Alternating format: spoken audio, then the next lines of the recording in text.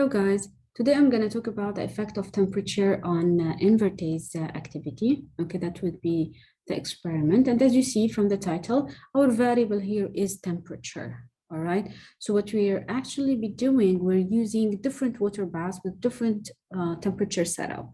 Okay, one would be 0 degrees Celsius, which is on ice. One would be an incubator, a water bath will be at 25 degrees Celsius, like the one that you've been using in other experiments, one at 35, one at 45, one at 55, 65, 75, and the last one is the 100 degrees, which is a boiling water bath. Okay, so the experiment, the reaction of the experiment, like the invertase reaction, will occur at those different temperatures. That's our variable, and everything else is what is the same. All right, like the reaction medium, the sugar, the buffer, adding DNS, the water, all of it is the same. The only difference is that we are pre-incubating our sample and the reaction will be occurring at the specified temperatures, okay? So the aim of this experiment is simply to study the effect of temperature on invertase activity, as well as to determine the optimal temperature, okay? So we want to check which one is the optimal temperature of the enzyme. Okay, after you're done from the experiment, you will be getting OD values, and then you are supposed to draw the graph optical density as a function of temperature, degrees Celsius, and you know it will look like something like this. Okay, it will, yeah, it's not supposed to have this bulge. Okay, so it will be increasing till it reaches a maximum, and then the decrease, okay, you see it will be more sharp because we have denaturation. Remember, this is at this point, this is the temperature, the optimum temperature, and this side it is activation, okay, and here we have inactivation of the enzyme, or in other words, we have the enzyme has denatured. Okay, it was denatured. And we have denaturation of the enzyme at high temperatures. Okay, so that's how the graph should look like. And you would see that the optimum temperature of the enzyme is not 25, it's actually 55 degrees Celsius. But why we pick 25? Because you see 25 is like, it's already active enough and it's more feasible to attain. It's like room temperature, unlike the 55. So we still can use it, okay? So that's the next question. And so after tracing the graph, they ask you to determine the optimum temperature. Next, they ask you to draw another graph, which is ln K as a function of what? Let me open a new page. Okay, so they ask you to draw what? Ln K, a graph ln K, okay, as a function of 1 over temperature. Okay, and here the temperature has to be in Kelvin. Why they're asking that? Okay, simply we want to check the activation energy. You know the rate constant K. Okay, you already took it in the course. Okay, is related to the activation energy by this equation. Ln K is equal to ln A minus the activation energy over what? Over RT. Okay, so you see if this is let me write it in a different way. Okay, this is the one that you're familiar with. Okay, but if we draw it like this, okay, so ln K is equal to minus E, okay, over R multiplied by 1 over T plus what? Ln A. Okay, so if this is our Y and the 1 over T is our X, our slope is minus A over R, and this is the intercept, okay? And you know, A is simply a constant, so we don't need to worry about it, okay, derived from the collision frequency. So if we draw the graph, okay, ln K as a function, okay, ln K as a function of 1 over T, we should get what? And remember, the temperature has to be in Kelvin, okay, so you need to change the temperatures that you have in Kelvin. But how are we going to draw the K? Okay, remember, it's a rate constant. Okay, so we need simply to get the rate, the speed, the V. All right, we need to get the V. How are we going to get the V? Simply we have the OD values, right? They are like we calculated them, we got them from the experiment. And now again, remember, whenever we want to calculate the speed, the rate of their action from optical densities, we go back to the standard curve equation, remember? Okay, so you go back to your standard curve equation, okay, y equal 0.06, x minus 0.015, right? Remember, this is the y is the optical density, the x is the number of mole, okay? And how we get the v, it's simply x over whatever x value that you got divided by 10, and it will be simply equal to, it's gonna be a micromole per minute. All right, this is how we're gonna get the rate, the v, okay? And you do that for all of the tubes that you got, okay? And this is how you're gonna do it, okay? So you're gonna draw ln k as a function of 1 over t, the type of the graph that you're gonna get or how it will look like, okay? It will look something like this, okay? It will look something like this, okay? Now this, at this point, okay, we have the optimum temperature. Okay, remember the slope is negative. So this is, we need the slope of this line. So the slope of this line is equal to minus a over r, all right, not this one. Okay, this part of the graph, guys, okay, is the inactivation part, okay? And here, this part is the activation zone. All right, guys, not the opposite way. In the previous graph, OD as a function of temperature, the first part, the left part, is the activation part, and then the second part is the inactivation. Okay, so the slope of this line, guys, is what is the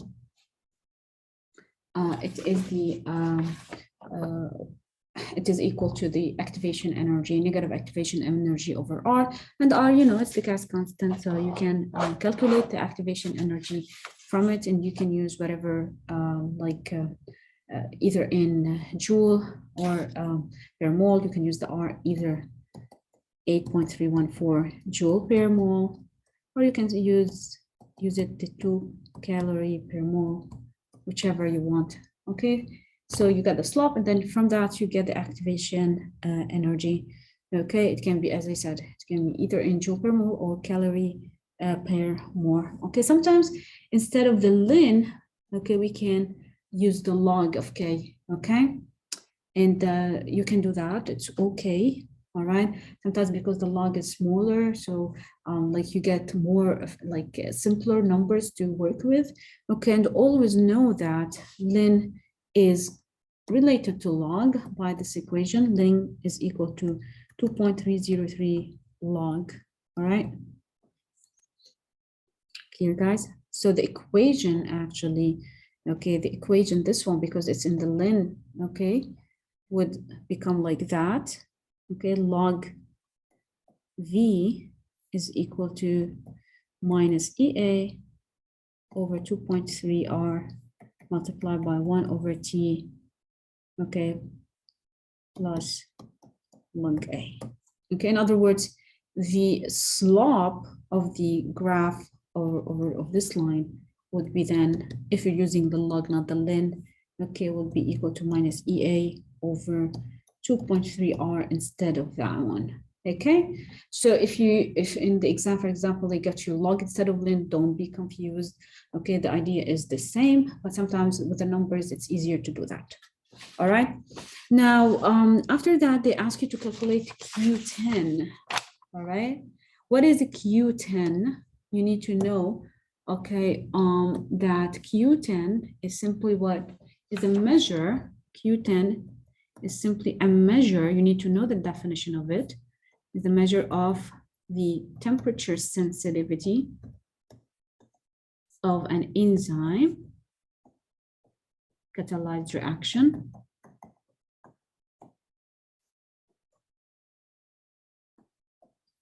rate due to an increase by 10 degrees. Okay, so it's simply a measure of the temperature sensitivity of an enzyme catalyzed reaction rate when the temperature is increased by 10 degrees Celsius.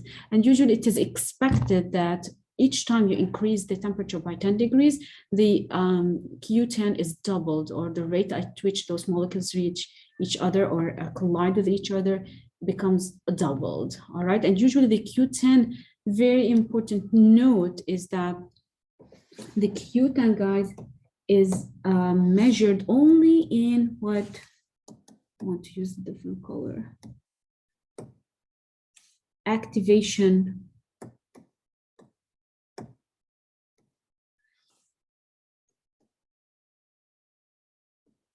So Q10 is only measured in activation zone, okay? Okay, if this is the graph, OD as a function of temperature, you can only measure the Q10 over here in the activation zone, all right? Not in the denaturation zone. This is wrong. So you need to use the temperatures over here, okay, that are separated by 10 degrees Celsius in order to measure it, all right? That's very important. And how we measure the Q10, okay, the Q10 is simply equal to what? The Q10 is simply equal to the rate at temperature, which is the higher one, let's say temperature 2 over the rate of temperature 1. And of course, temperature 2 and temperature 1, they have to be separated by 10 degrees Celsius, okay?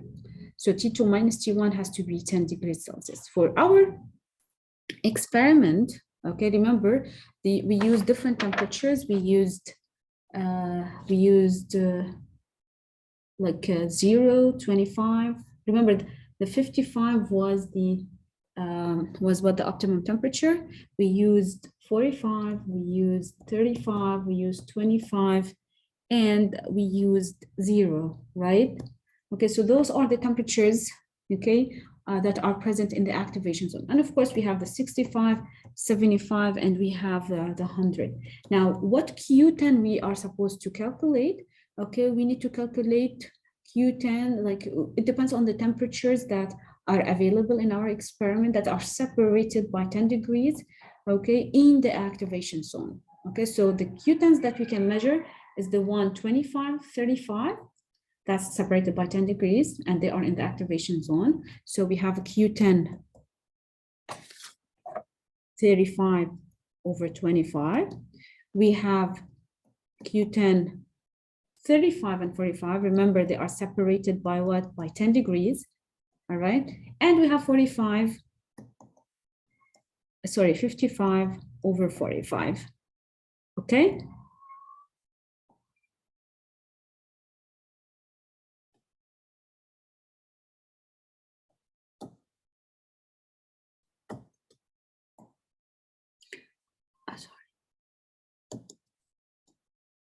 Okay, so it's going to be 55. What's happening? All right. So it's going to be 55 over what? Over 45. Okay, and remember it's a V, and because it's a ratio, we can use directly the optical density at that particular temperature. So the OD at 35 degrees Celsius over OD at 25 degrees Celsius, likewise, because it's a ratio. So whatever, if we are to convert to the V, okay, we end up with the same result. So if you are given the V in the exam, you use the V. If you are given the OD, you use the OD. But do we calculate Q65 over 55 and Q75 over 65? Of course, what? Not. That's completely wrong. Okay, you don't, if you put them in the exam, okay, you will be penalized for that. You will be penalized for that, and points will be deducted from you. All right. But why is not the case? Why we can't do that? Because this is in the denaturation or inactivation zone. All right. We don't calculate the Q10 in the inactivation zone, only in the activation zone. So make sure if you have this graph, the other one, the ln K and 1 over T, okay? Remember how the graph looks like? It's like this. So if we are to calculate, this is the optimum temperature. So if we want to calculate the Q10, we look at the temperatures that are separated over here. Let's say if I have 50, if I have 55. Let me use another.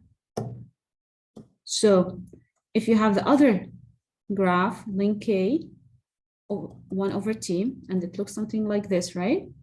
Remember, that's the temperature, the optimum temperature. What are, or how many Q10s you're gonna measure? Okay, what do you do? Let's say this is 55, okay? Then also we have 60, we have 65, we have 70, we have 75, and let's say we have 85. Okay, so what are the Q10? Remember, anything here we don't include because this is in activation zone, and the Q10 is only measured in where in the activation zone. So how many Q10 you need to calculate? You start the first Q10. Remember, they have to be separated by 10 degrees, so 65, 55. The other Q10, you have 70/60, right? Another Q10 will be 75/65, and another Q10, 85/75. We don't have 80/70, so that's the ones that we need to calculate. So we have 4 Q values to calculate. Okay, and remember, it can be V/V or OG/OG, it doesn't matter. Okay, so it's very important to note that, or writing your conclusion, that Q10 is measured in the activation zone,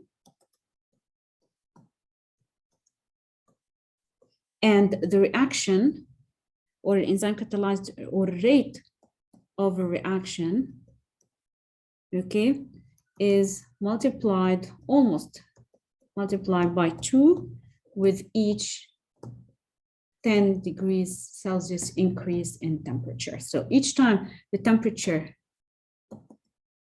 increases by 10 degrees, the rate of the reaction is almost doubled. All right. So that's typically the first reaction, the first experiment. The second experiment is also related to temperature. Okay, but in this experiment, what we're gonna do denaturation. Okay, denaturation of the enzyme. In other words, before adding the enzyme, okay, we're going to take different sets of enzymes in different tubes and pre-incubated, or in other words, like we treat it thermally first, okay, before adding it to the reaction. Like we take the tubes of the enzyme, put them at different temperatures, okay, and then do the rest of the reaction. Okay, so we take the enzyme.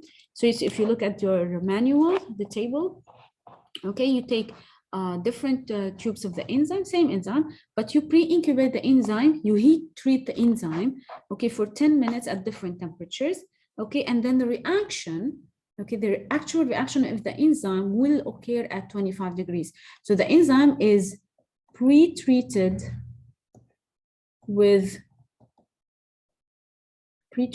at, or pre-incubated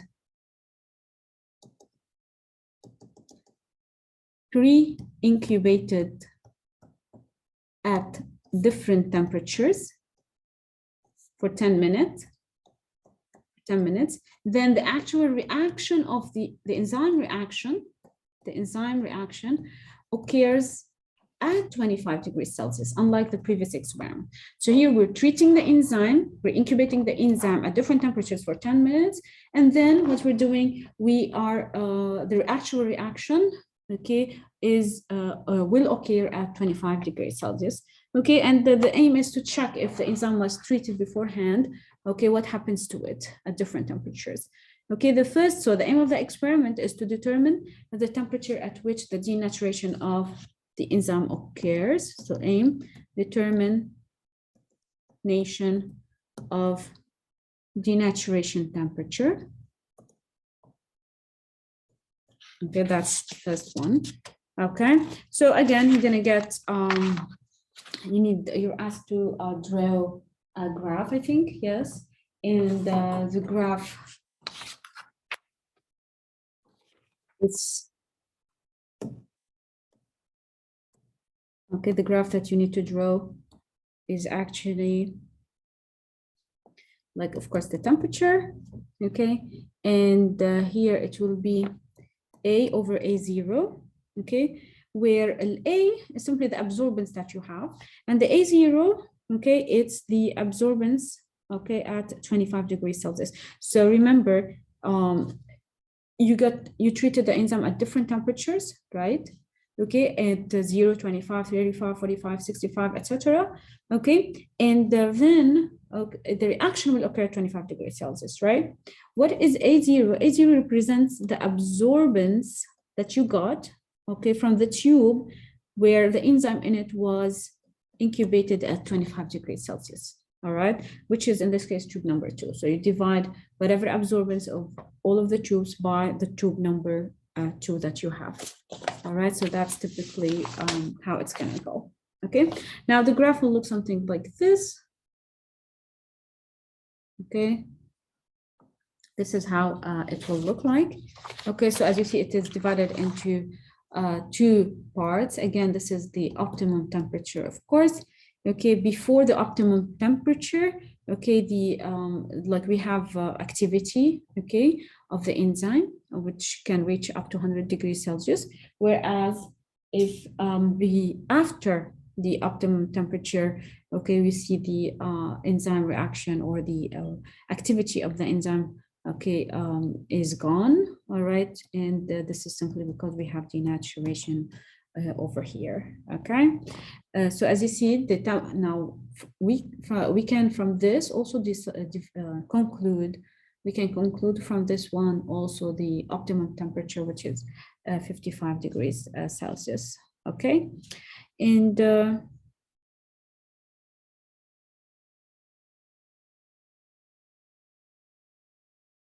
okay, so that's typically it. Okay, so you need to understand that. And they ask you if this experiment, okay, coincides or give us the same result as the previous experiment, and the answer is, of course, yes. Okay, we got the same optimum temperature, which is 55, and before 55, the reaction or the enzyme was active, okay, and after that, it is denatured, okay, and that's it. All right, guys, thank you for listening. Take care.